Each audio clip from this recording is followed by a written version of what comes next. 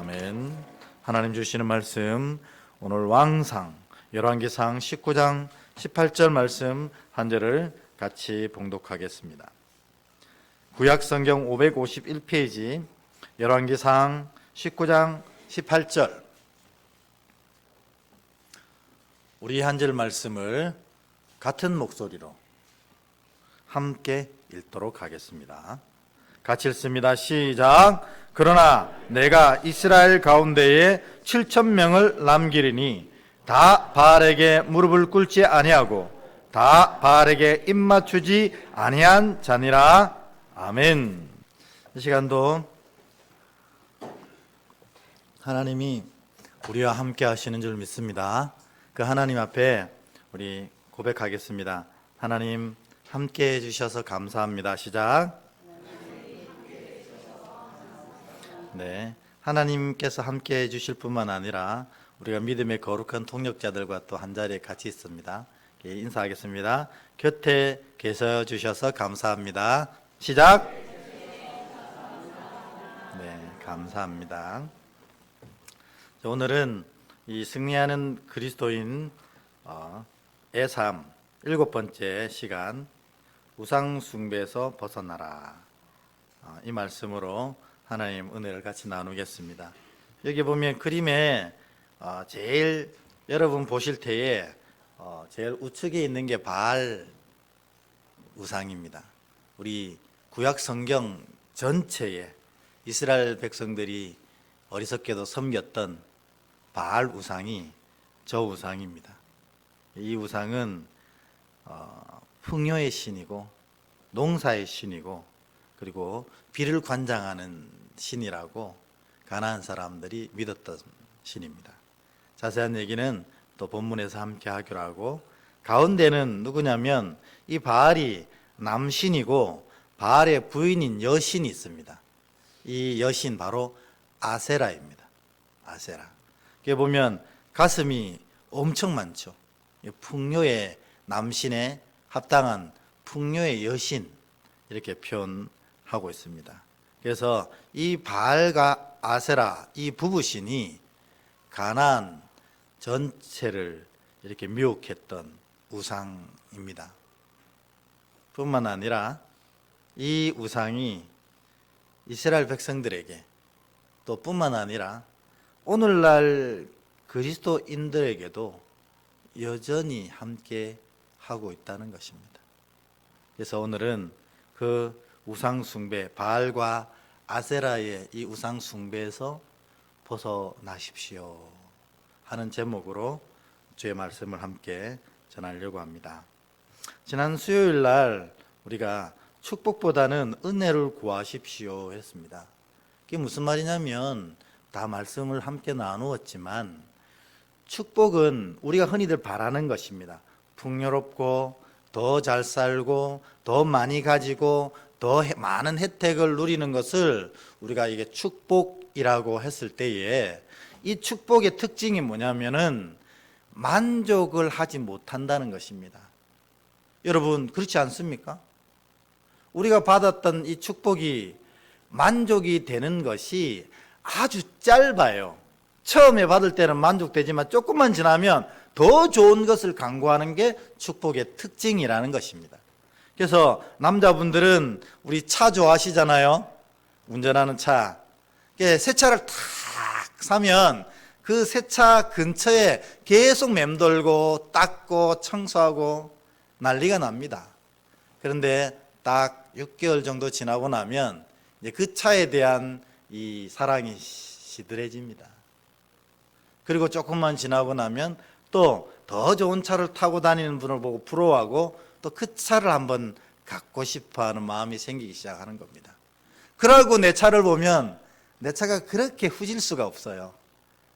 이 차는 왜 이 모양이야. 이 축복이 그런 안타까운 특징을 가지고 있습니다. 물론 풍요롭고 풍성하고 또 더 좋은 것을 누리면 좋지만 이것이 우리의 행복을 가져다 주기보다는 우리가 결핍하고 부족하도록 자꾸 마음을 부추기는 게 이 축복의 특징입니다. 그래서 하나님의 자녀들은 축복보다는 은혜를 구해야 된다, 이렇게 얘기했어요. 그 은혜가 무엇입니까? 지난주에 수요일 날 배웠는데 은혜는 하나님이 우리와 함께 해주시는 게 그게 은혜입니다. 그 전 주일 날 얘기했던 여호와가 내 목자 되어 주시는 것, 그 고백을 하며 살아가는 게 은혜라는 겁니다. 그게 뭐가 좋은데요? 하나님이 내 목자 되어 주시고 나와 함께 해주시면 내가 바라고 원하는 모든 것들을 주께서 꼭 필요한 대로 채우시기 때문에 그렇습니다.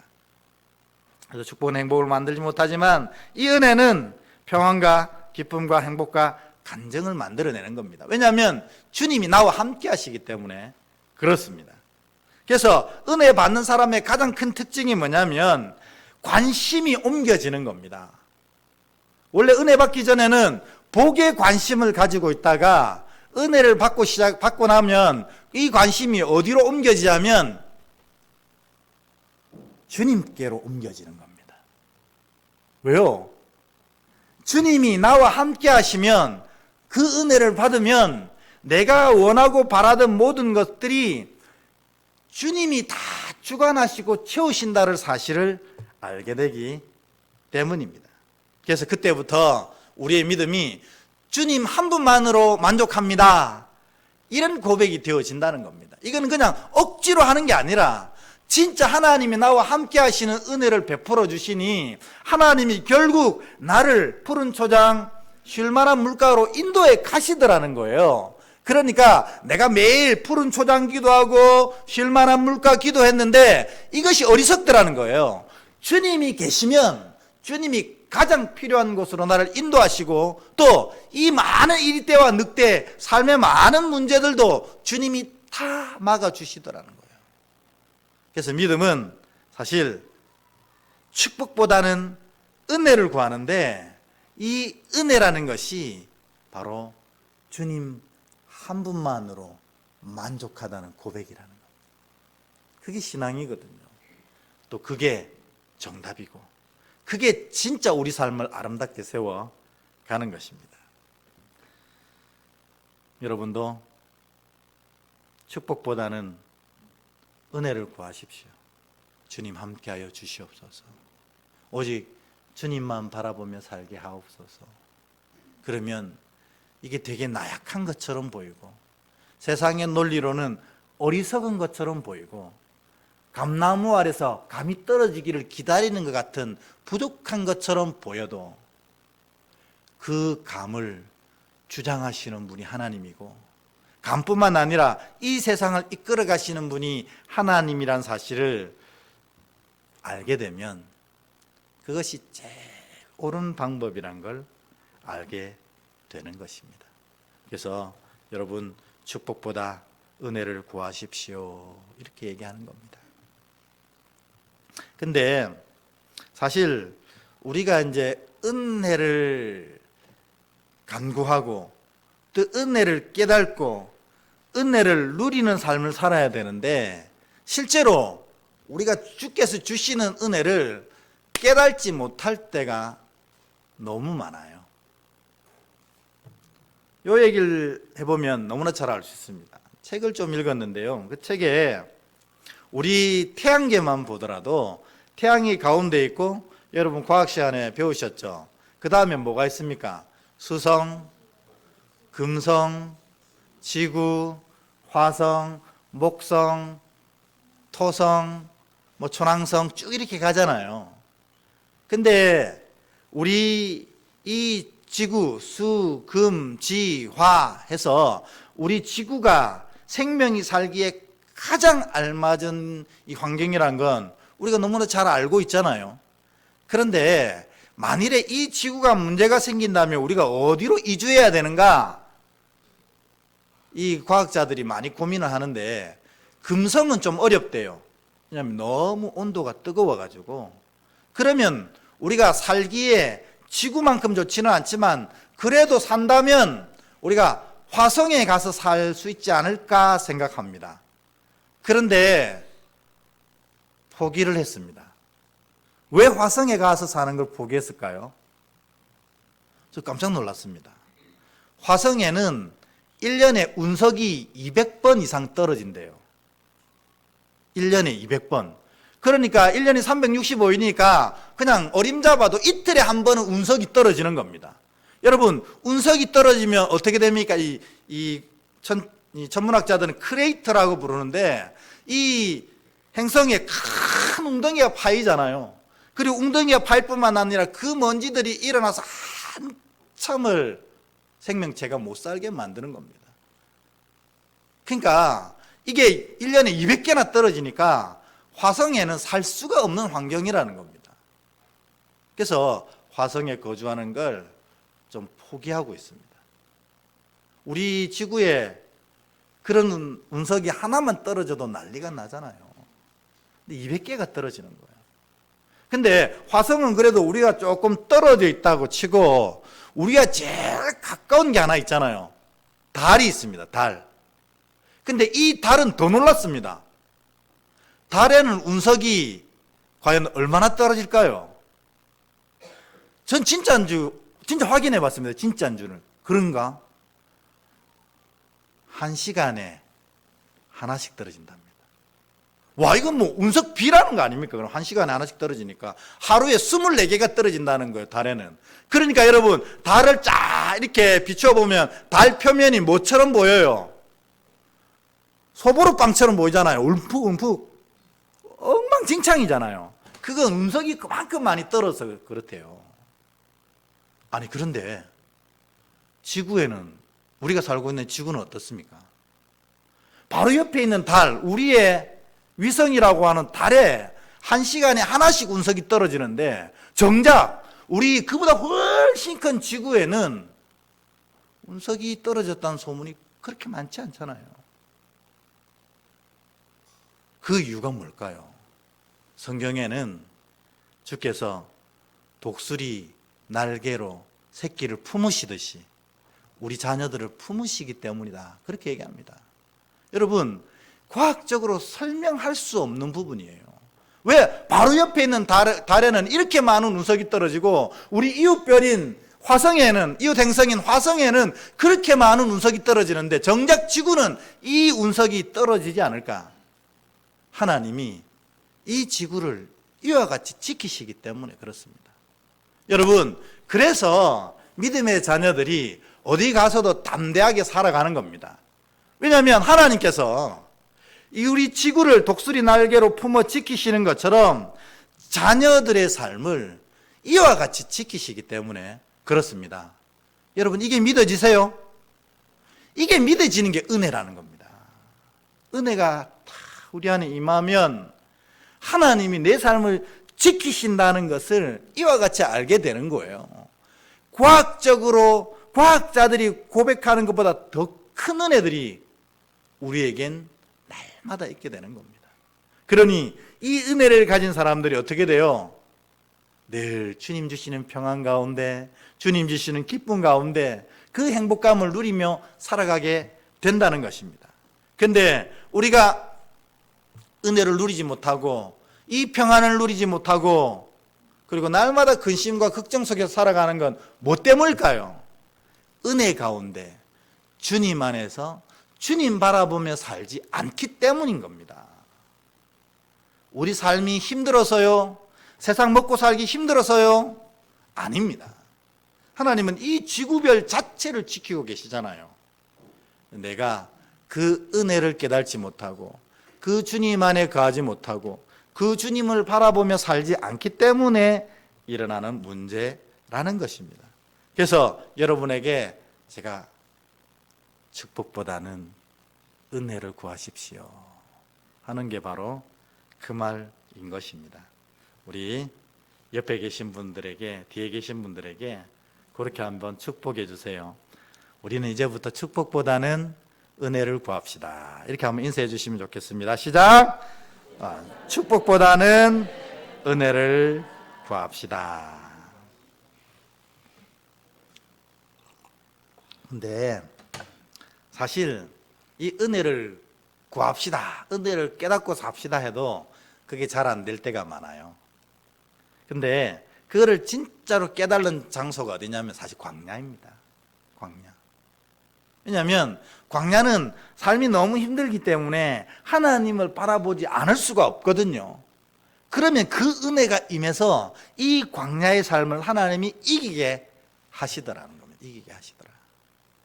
그래서 여러분, 사실은 우리가 편안하게 사는 가나안보다 광야가 훨씬 은혜로운 장소입니다. 반대로 얘기하면 광야가 위험할 것 같지만 진짜로 더 위험한 곳이 바로 가나안이라는 겁니다. 왜요? 하나님 은혜를 구하고 하나님 안에 거하고 하나님 바라보는 것들을 멈추는 곳이 가나안이기 때문입니다.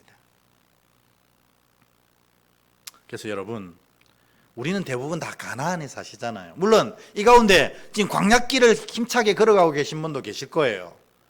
그러면 저는 그렇게 생각합니다. 더 은혜다. 왜요? 이 광야길에서 하나님을 바라보는 걸 회복한다면, 하나님 거하는 것을 결단한다면, 하나님 축복보다는 은혜를 구한다면 이 광야길이 더 큰 은혜의 장소입니다. 그런데 우리 대부분은 다 그렇게 삶을 결정짓는 어려움과 위험 속에 있지는 않습니다. 우리 다 가나안에 사시는 거예요. 그렇기 때문에 우리가 다 영적인 어려움 속에 살아가고 있다는 겁니다. 더 위험해요. 이스라엘 백성들이 그랬습니다. 이스라엘 백성들이 다 나와버렸네요. 이스라엘 백성들이 우상 숭배에 빠졌습니다. 우리 신명기 13장 15절 한번 같이 읽어보겠습니다. 시작. 너는 마땅히 그 석 중민을 칼날로 죽이고 그 성읍과 그 가운데 거주하는 모든 것과 그 가축을 칼날로 진멸하고. 이제 가나안을 정복하는 이 여호수아 군대에게 하나님이 하신 명령이 바로 이겁니다. 뭐냐면 너희가 가나안에 가면 그 땅에 있는 주민을 위로는 할아버지부터 아래는 아이까지 다 진멸하라는 겁니다. 뭐냐면 다 죽이라는 거예요. 사람만 죽이는 게 아니고 그 땅에 있는 모든 것 그리고 가축까지 다 죽여 없애라는 겁니다. 와, 이거 너무 끔찍한 거 아닙니까? 실제로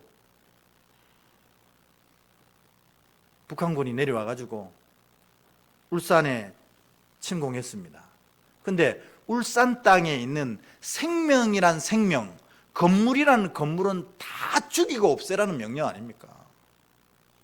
그러니까 진짜 끔찍한 명령이거든요. 근데 주님이 왜 이런 명령을 하셨냐면 이스라엘이 걱정돼서 그랬습니다.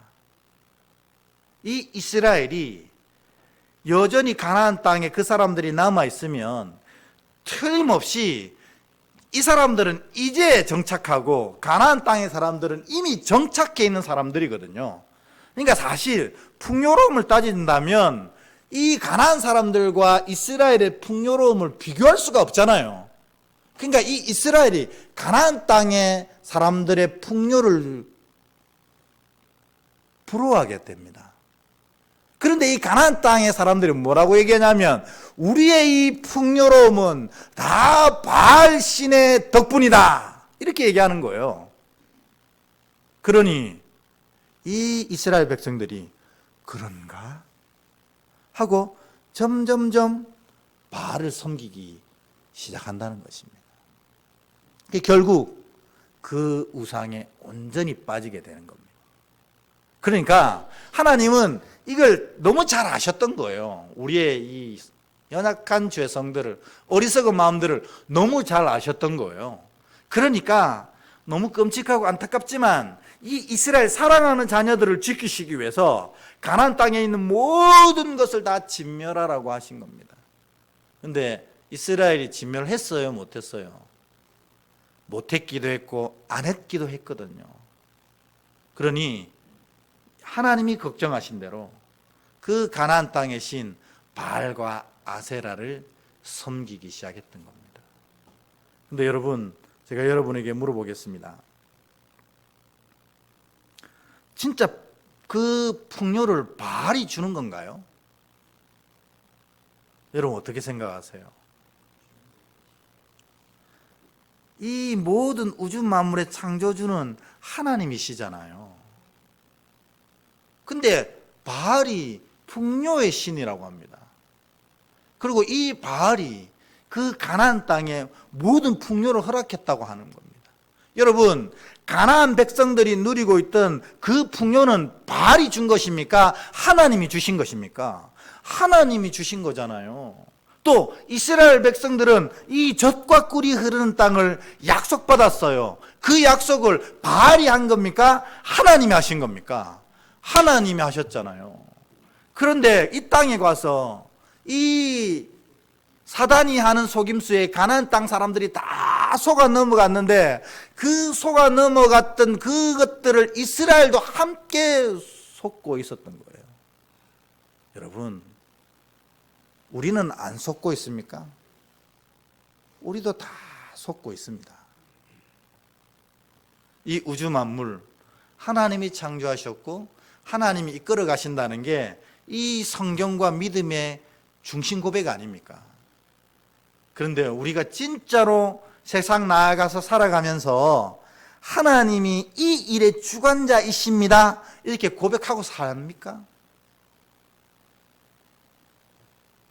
그렇지는 않는 것 같습니다. 그랬다면 하나님의 법칙대로 세상에서도 살아야 되는데 세상 가면 우리가 세상의 법칙대로 살아갑니다. 이 부도 이 풍요도 하나님이 주셨다면 하나님이 기뻐하시는 대로 이 부와 풍요를 쓰게 되는데 그렇지 않고 나를 위해, 세상을 위해, 인생 위해 이 풍요와 부를 쓰고 있는 겁니다. 그 믿음이 바로 세워지지 않은 거예요. 근데 이 바알 우상의 특징을 먼저 좀 짚고 넘어가 보겠습니다.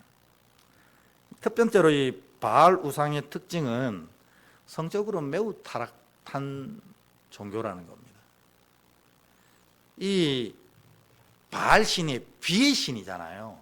그러니까 지금 가나안은 농사를 짓는 땅이기 때문에 하늘에서 내리는 비가 너무나 중요하거든요. 이 비에 의존해서 농사를 짓기 때문에. 그런데 이 가뭄이 들면은 이 바알 신앙을 가지고 있는 사람들은 다 바알과 아세라 신전에 다 모입니다. 한 명도 빠짐없이. 그래가지고 우리 이제 여기 어린 친구도 있지만 뭐 사실이니까 그 바알 아세라 신전에서 모든 남녀가 뒹굴어 함께 성관계를 가집니다. 그게 뭐냐면 제사라고 부릅니다. 그들의 제사는 그랬어요. 왜 그런 제사를 드리냐면 이 제사 드리는 이 난잡한 모습을 보고 바알 신이 흥분해가지고 아세라 신과 관계를 가져서 내리는 것이 비라고 생각했어요. 그러니까 이들은 진짜로 막 난잡하게 그 상대가 누군지 상관없어요. 바알이 비를 내릴 때까지 그 짓을 계속 하는 거예요. 그러니까 얼마나 이 성적으로 타락한 시대예요. 그리고 이들은 딱 하나밖에 없어요. 이 제사를 온전히 드리면 너희에게 복을 준다는 거 아닙니까? 그래서 이 바알 신앙의 핵심은 제사 중심 신앙이었어요. 너희가 어떻게 살든지 그건 상관없다는 겁니다. 이 제사에 집중할 때 복을 너희에게 주노라. 이것 하나밖에 없었어요. 이게 하등 종교의 가장 극명한 특징이거든요. 삶은 문제가 되지 않는다. 신만 잘 섬기면 된다는 겁니다. 신을 어떻게 섬기는 게 잘 섬기는 거냐? 제사 잘 드리고 신에게 드리는 예물만 제대로 드리면 만사 오케이 끝! 이게 하등 종교의 특징입니다. 그리고 어떻게 살아야 될지에 대한 경전이 없는 게 하등 종교의 특징이에요. 오늘 바알 신앙이 그랬습니다. 그러니 당연히 제사만 드리면 오케이 되니까 도덕적으로 윤리적으로 아무런 문제가 없어요. 순종보다는 제사 중심 신앙이기 때문에 그랬습니다. 그리고 이들이 이렇게 제사하는 특징이 뭐냐? 목적이 뭐냐? 오직 풍요와 물질만을 쫓는 마음뿐이기 때문에 그렇습니다. 이스라엘 백성들도 이 바알 종교를 똑같이 믿었어요. 간단하거든요. 복잡하게 이스라엘은 이런 율법이 있어가지고 하나님 섬기는 것이 되게 힘듭니다 고백할 수밖에 없었던 자들이었어요. 그런데 바알은 이게 없는 거예요. 바알은 이게 없어. 그냥 제사만 열심히 드리면 됩니다. 근데 그 제사의 내용도 뭐예요? 성적으로 온전하게 타락한 그런 제사를 드리면 된다는 겁니다. 얼마나 좋아요. 이스라엘 백성들이 여호와 신앙보다 너무너무 매력적인 거예요. 근데 하나님은 버릴 수 없잖아요. 왜 버릴 수 없습니까? 이때까지 그들이 출애굽하면서 하나님의 살아계심을 분명히 목도했잖아요.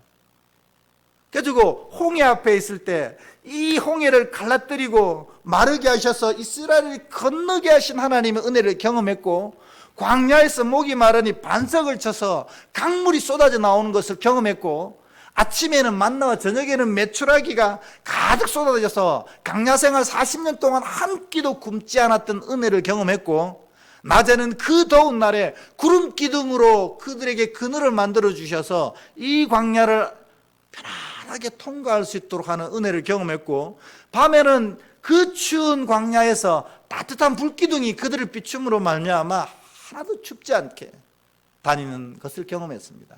그래서 40년 광야를 돌아다닌 이스라엘 백성들의 신발이, 의복이 하나도 닳지 않았다고 성경이 고백하는 거예요. 아, 그게 가능한가? 하나님이 하시면 가능하죠.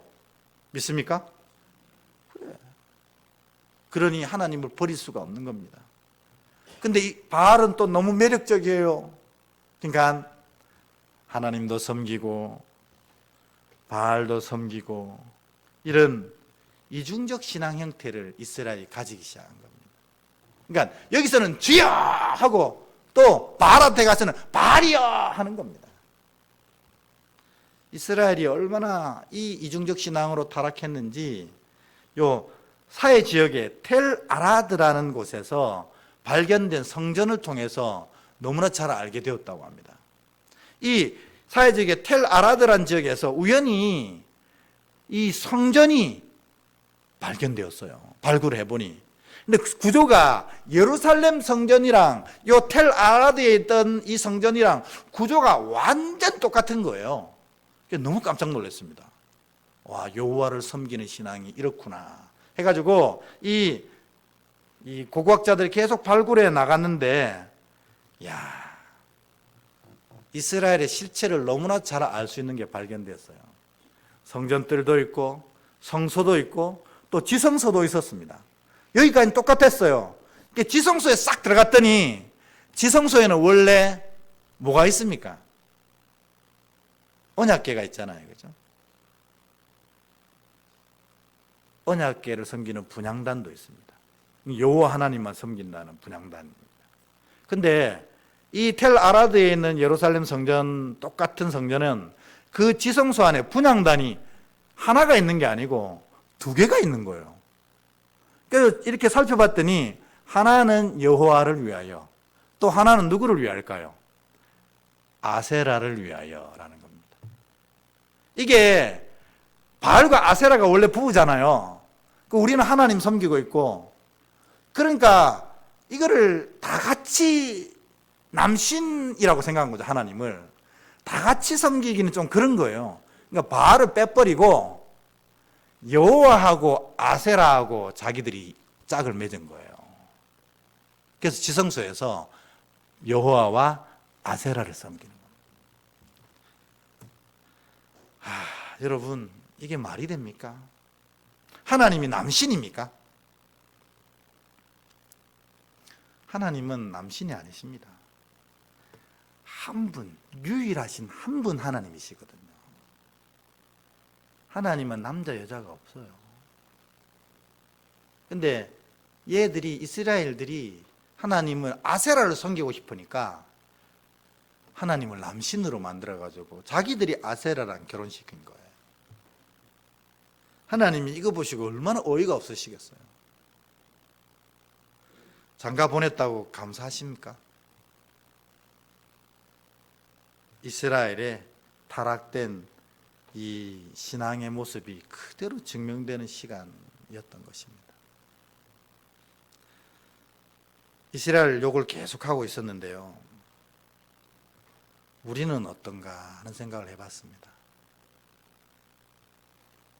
오늘 우리도 바알하고 아세라 신앙하고 똑같습니다. 우리가 지금 진짜 교회에서 강조하는 게 주일 성수, 바른 11조 생활 아닙니까? 이게 아세라, 바알과 아세라에서 했던 얘기 그대로입니다. 나중에 우리가 말씀을 통해서 확인하겠지만 주님이 진짜 원한 것은 주일 성수나 온전한 11조가 아니라는 겁니다, 여러분. 근데 우리는 그것만 하면 오케이? 바알 신앙과 똑같습니다. 교회도 심지어 목사도 그것만 잘하면 아무 소리 안 할 때가 너무 많습니다. 주일 출석했고 11조 잘하는데 뭐가 문제인데? 그게 문제입니다. 그게 문제라고요. 그게 신앙의 전부인처럼 생각하는 게 문제라는 겁니다. 신앙은 실제로는 삶의 영역에서 나타나는 것입니다. 왜냐하면 하나님은 이 교회의 하나님이기도 하시지만 세상의 하나님이시거든요. 그래서 교회에서 하나님의 뜻이 무엇인지를 배워서 세상에서 그 뜻을 살아가는 게 진짜 신앙이라는 겁니다. 근데 오늘날 그리스도인들은 교회에서만 뜨겁습니다. 교회에서만 신실합니다. 교회에서만 거룩합니다. 이게 딱 바알 신앙이라니까요. 세상 나가면 내가 교회 다니는지 아무도 모릅니다. 세상 사람들과 전혀 구별되지 않습니다. 그렇게 살아도 된다고 생각합니다. 그리고 물질 중심주의 사조에 따라갑니다. 여러분, 직장 다니시는 분들한테 제가 이런 얘기 드리면 되게 죄송하지만, 여러분, 하나님 명령이랑 사장님 명령이랑 부딪히면 무엇 따르실 겁니까?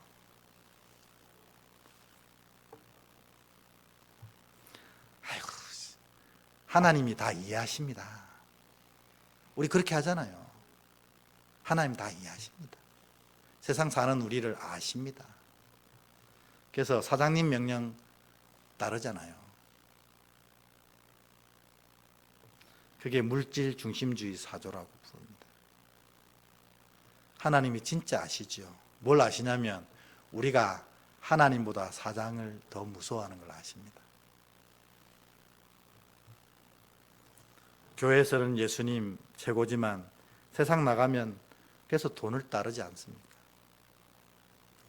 이중적 신앙생활이 그대로 재현되고 있습니다.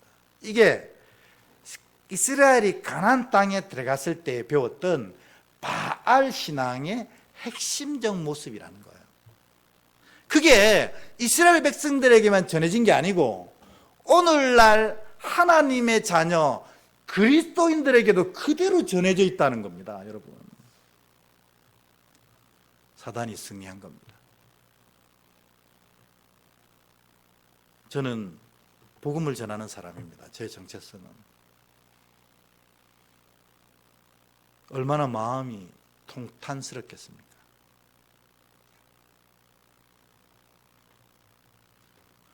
하나님은 분명히 얘기하십니다. 저의 얘기가 아니고 하나님의 말씀입니다. 이사야 1장 11절에서 17절 보면 하나님이 자녀들에게 진짜 바라시는 건 주일 성수나 11조를 철저히 지키는 것이 아니라 이것이다라고 분명히 얘기하십니다. 우리 한번 읽어보도록 하겠습니다. 저와 여러분이 한 절씩 교독하겠습니다. 제가 먼저 읽겠습니다. 여호와께서 말씀하시되 너희의 무수한 재물이 내게 무엇이 유익하뇨? 나는 수장의 번제와 살찐 짐승의 기름에 배불렀고 나는 수송아지나 어린 양이나 순염소의 피를 기뻐하지 아니하노라.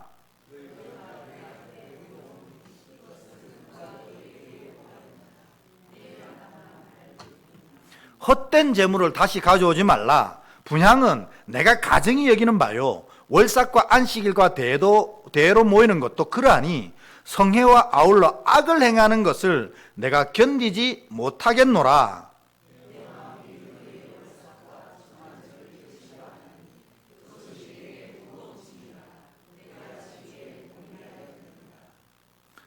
너희가 손을 펼 때에 내가 내 눈을 너희에게서 가리고 너희가 많은 기도를 할지라도 내가 듣지 아니하리니 이는 너희의 손에 피가 가득함이라.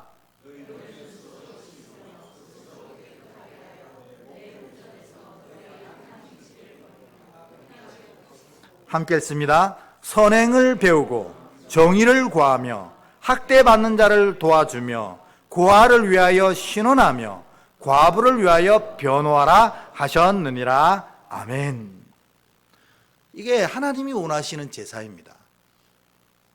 하나님은 주일 성수 철저히 하고 예배 빠지지 마라, 그리고 11조 분명히 해라, 이렇게 얘기하신 게 아니었어요. 내가 너에게 이런 얘기들을 이 세상에서 전하여서 이 세상이 행복해지도록 만들어가고, 그래야 해서 내가 세상을 사랑하는 여호와임을 알게 하라 하신 거예요. 요거 사무엘이 고백한 대로 한 줄로 고치면 이거입니다. 순종이 제사보다 낫다. 우리 표현대로 하면 주일 성수보다 주님 말씀 지키는 게 낫다 라는 것입니다.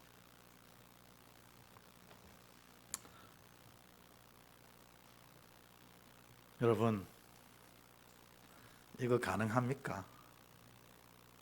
진짜 말씀대로 삽시다. 우리가 주일날 이 예배에 모이는 것은 사실은 주일 성수가 신앙의 핵심이기 때문이 아닙니다. 세상에 나가서 어떻게 살아야 될지를 배우는 시간이기 때문에 이 시간이 중요한 거예요.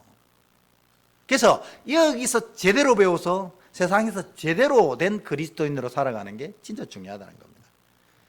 근데 목사님 너무 힘들어요. 어떤 권사님은, 우리 교회 권사님 말고 다른 교회 권사님은 목사님 얘기 너무 교과서적이다, 그러면 안 할 겁니까? 어려워서, 교과서적이어서 안 하실 겁니까? 하나님 말씀인데. 근데 하나님, 저도 똑같은 질문을 하나님께 했습니다. 하나님, 이거 저요, 목회 이제 시작한 지가 30년이 주님 다 돼갑니다. 제가 이때까지 목회하면서, 사역하면서 주의 종으로 복음 전하는 삶의 삶을 살면서 이렇게 하는 분들 몇 분 못 봤는데 주님, 이거 가능합니까? 주님이 뭐라고 하셨겠어요? 그건 네 착각이다, 이렇게 얘기하셨어요. 그리고 이 말씀 읽게 하셨습니다. 오늘 본문 말씀입니다. 이런 마음으로 한번 본문을 다시 한번 읽어보겠습니다. 시작. 그러나 내가 이스라엘 가운데에 7,000명을 남기리니이다. 바알에게 무릎을 꿇지 아니하고 다 바알에게 입맞추지 아니한 자니라. 아멘. 하나님, 이거 가능합니까? 제가 이게 30년 가까이 지금 사역하고 있고 복음 전하는 삶을 살고 있는데 그렇게 하는 분 몇 명 없던데요. 하나님이 그건 네 착각이다, 이렇게 가십니다. 몇 명 있다고 하세요? 7,000명이나 있다는 겁니다. 이거 이 엘리야 선지자에게 맞습니까? 엘리야 선지자에게 하신 겁니다. 바알과 아세라 선지자 850명과 자기 혼자가 영적으로 전쟁합니다. 그래서 이겼어요, 졌어요? 당당하게 이겼습니다. 그런데 이 연약한 이 엘리야가 볼 때 그 850대 1의 전쟁을 이겼는데도 불구하고 이스라엘 백성들은 꼼짝도 안 하는 거예요. 근데 그런 실망감 속에 있는데 이세벨이 이 엘리야를 죽이려고 합니다. 그래가지고 도망가서 광야에서 하나님께 안탄할 때 하나님이 네 혼자 남았다고? 천만의 말씀이다. 바알에게 무릎 꿇지 않은 자 7,000명이 있다, 이렇게 얘기합니다. 사랑하는 여러분, 여러분이 이 7,000명 속에 들어가시길 축복합니다. 그래야 합니다. 바알에게 무릎 꿇지 아니한 자, 살아계신 하나님을 고백하고 그 하나님의 뜻대로 살아가는 7,000명이 저는 여러분이 되기를 주의 이름으로 축복합니다. 순전한 신앙을 가지는 것이 가능한가? 7,000명 있습니다. 가능하다는 거예요. 내만 그렇게 생각하는 겁니다. 너무 힘들고 어렵습니다. 아닙니다. 하는 사람이 7,000명이나 있다는 거예요. 7은 완전한 숫자여서 하나님께서 너무 많다고 얘기하시는 거예요. 그러니까 사단에게 속지 말라는 겁니다. 그거 불가능해요. 사단이 하는 얘기라는 겁니다. 가능합니다. 뭘 받으면 가능합니까? 은혜를 받으면 가능합니다. 하나님이 나와 함께 해주시면 가능합니다. 내가 주님 안에 거하면 가능합니다. 주님만 바라보고 살면 가능합니다. 사실 쉽지 않습니다. 또 똑같은 말씀 드리겠습니다. 안 쉽다고 안 하실 겁니까? 힘들다고 천국 안 들어가실 겁니까? 지금은 영적 바벨론 시대입니다. 바알 우상으로 가득 찬 시대라는 겁니다. 특징이 뭐였어요? 성적으로 타락했죠. 이 세상이 엉망진창입니다. 도덕과 윤리가 바닥에 깔아앉아 있습니다. 죄 지어도 죄 지은 사람이 더 큰 소리 치는 시대예요. 도덕과 윤리는 다 사라진 지 오래입니다. 힘 가지고 있는 사람이 답니다. 신앙이 이중성을 가지고 있습니다. 여기서는 정말 신실하신데 나가면 세상과 전혀 다르지가 않습니다.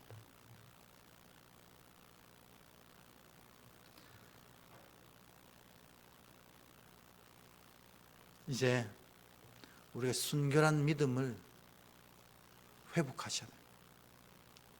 주님이 원하신 것은 주일 성수도 철저한 11조도 아닙니다.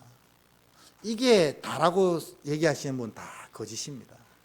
성경이 그건 필요 없다라고 주님 얘기하시잖아요. 주님이 우리가 드리는 예물 얼마가 필요해서 우리에게 자꾸 내라고 하십니까?